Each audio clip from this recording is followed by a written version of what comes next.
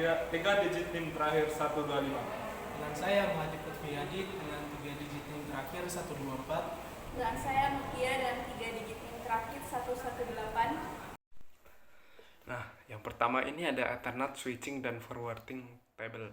Alternate switching sendiri adalah proses pengiriman data dalam jaringan Ethernet melalui perangkat switch. Switch yang bertugas meneruskan frame data ke tujuan yang tepat berdasarkan alamat MAC. Setiap komputer dalam jaringan memiliki NIC atau Network Interface Controller yang memiliki alamat MAC dan alamat IP. Kemudian forwarding table. Setiap host dan perangkat jaringan memiliki forwarding table yang memetakan alamat MAC ke port tertentu. Contohnya, jika forwarding table komputer A memetakan alamat semisal MAC 12 34 56 78 90 12 ke port 1, maka frame yang ditujukan ke alamat MAC tersebut akan dikirim melalui port 1. Nah, port sendiri adalah antarmuka tempat komputer terhubung ke switch. Kemudian proses switching. Ketika host A ingin mengirim data ke host B, maka host A sudah harus mengetahui alamat MAC dan IP dari host B. Kemudian host A mengirim frame melalui portnya ke switch. Kemudian switch meneruskan frame tersebut ke port yang sesuai berdasarkan forwarding table-nya. Kemudian proses itu tadi disebut switching. Nah, selanjutnya contoh Ethernet switching. Semisal host A dengan alamat MAC 5420BB0189EF ingin mengirim frame ke host B dengan alamat MAC 007299FF3200, maka switch beroperasi dalam mode promiscuous, yaitu tidak memiliki alamat MAC khusus. Kemudian forwarding table pada switch. Misal port 1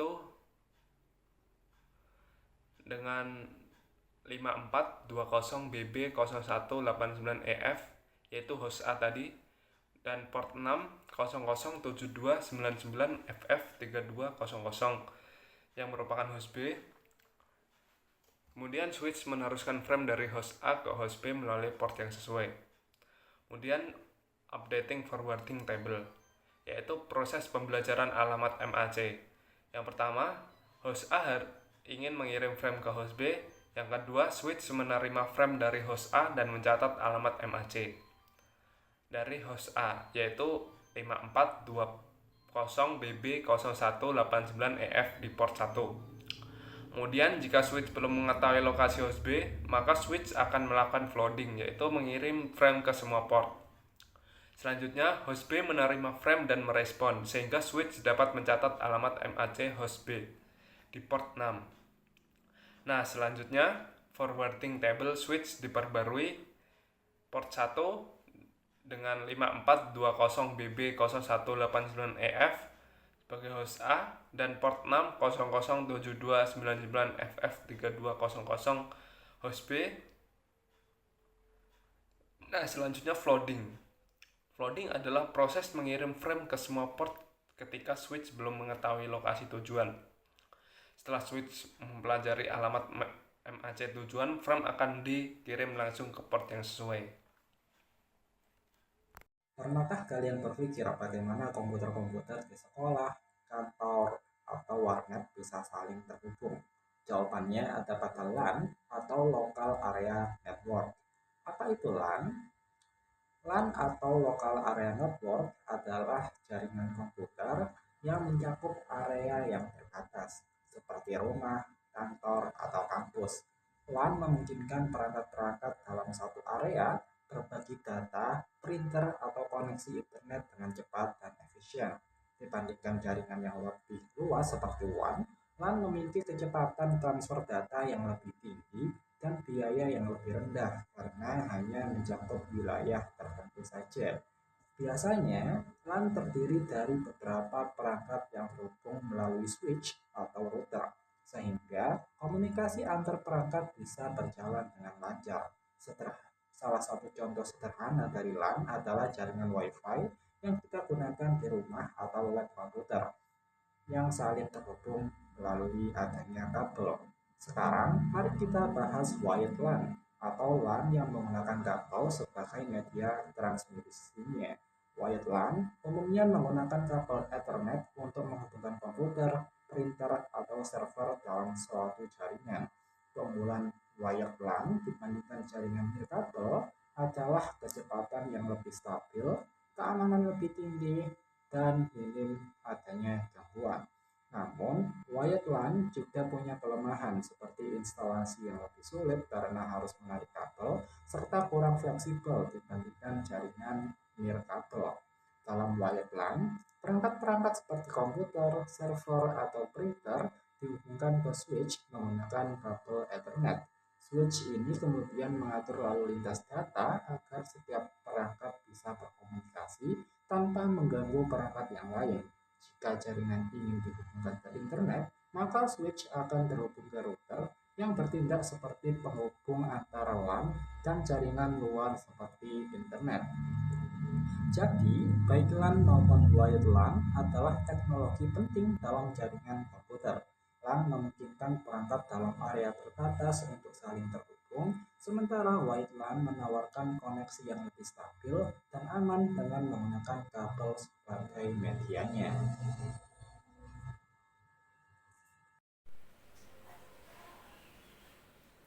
Selanjutnya ada wireless LAN, yang dimana pertama wireless adalah teknologi komunikasi yang memungkinkan pengiriman data tanpa menggunakan kabel sebagai media perantara. Media transmisi yang digunakan adalah gelombang elektromagnetik seperti radio, inframerah, atau gelombang mikro. Teknologi ini memberikan fleksibilitas tinggi karena memungkinkan perangkat terhubung tanpa batasan fisik atau kabel. Adapun keunggulan dari wireless yaitu yang pertama mobilitas tinggi, kemudian instalasi lebih mudah dibandingkan jaringan kabel dan dapat menjangkau area yang sulit dijangkau oleh kabel. Selanjutnya ada NIC atau Network Interface Card, adalah perangkat keras yang memungkinkan komputer atau perangkat lain terhubung ke jaringan. Untuk jaringan wireless, NIC dikenal sebagai wireless NIC atau WNIC. WNIC dapat berupa built-in NIC, yaitu sudah terintegrasi dalam perangkat, dan external NIC yaitu berbentuk USB atau kartu tambahan yang dipasang secara eksternal. Selanjutnya ada wireless LAN atau WLAN, adalah jaringan lokal nirkabel yang memungkinkan perangkat saling terhubung tanpa kabel. WLAN menggunakan standar IEEE 802.11 atau Wi-Fi untuk komunikasi antar perangkat.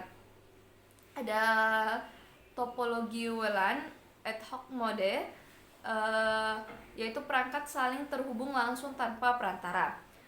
Kemudian infrastruktur mode, yaitu menggunakan access point sebagai pusat koneksi.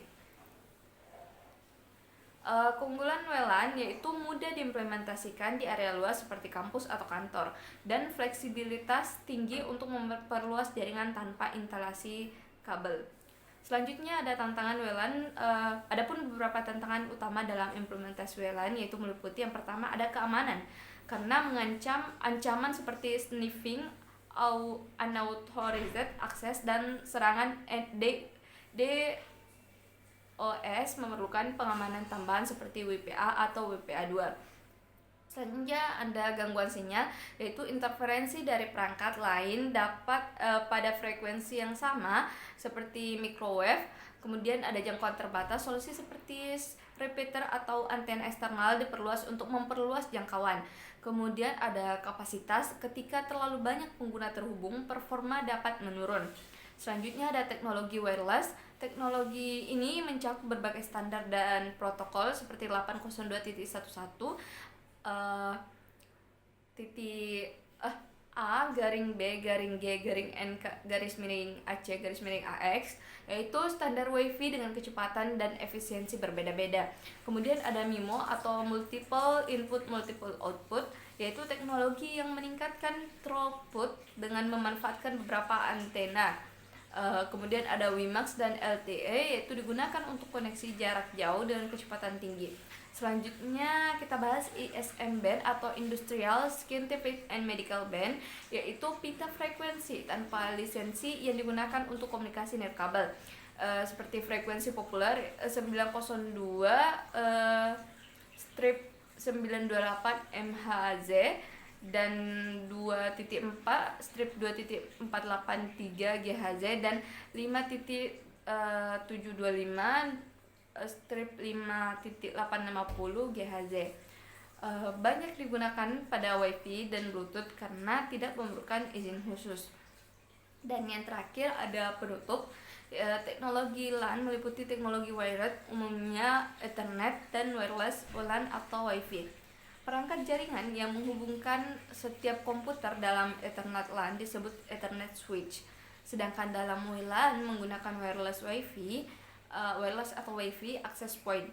Implementasi WLAN memerlukan pertimbangan tertentu seperti pemilihan kanal, frekuensi, dan tata letak access point agar komunikasi komputer dapat terjadi secara optimal.